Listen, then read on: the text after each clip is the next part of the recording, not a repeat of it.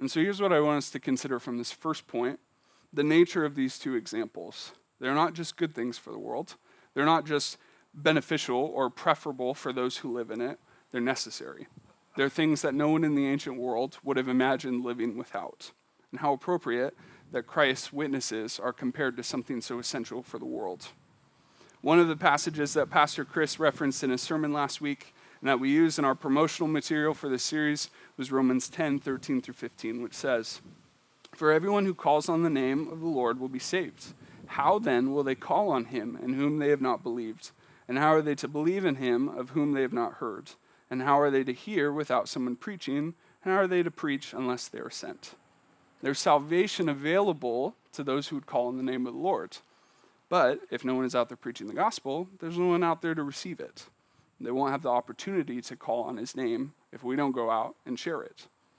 You and I exist as means in which the world around us is exposed to the truth and the hope of the gospel. So how will they know it if they've not heard it?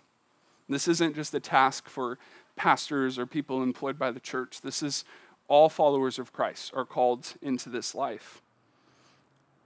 1 Peter 2:9 says, "But you are a chosen people, a royal priesthood, a holy nation, God's special possession, that you may declare the praises of him who called you out of darkness and into his wonderful light." You have been chosen so that you might declare the truth of what God has done in our lives so that others can have the opportunity to be impacted in the same way.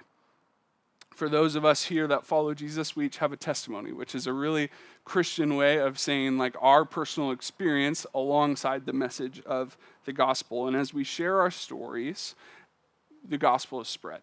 As we share the gospel, as we share our stories, more and more people hear of what's available for them through Jesus Christ.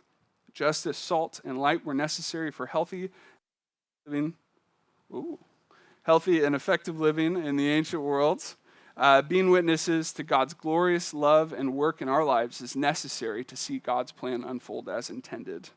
Family, you are necessary. And it's not just because you're something that's good for society. There's great arguments for that. I read a great article yesterday about all the great benefits of attending religious ceremonies and of having churches in towns. Like they do a lot of great beneficial things for society. And there's a place to make that argument. But today what we're talking about is the fact that we're necessary because we're God's plan to reach the world around us. Hey, thanks for checking out our YouTube video today. We appreciate you taking the time to tune in with us. Before you take off, please hit the like button. And if you want more of this content and you want to be notified when we put out new videos, hit the subscribe button and the little bell for notifications right next to it. We'll look forward to seeing you next time.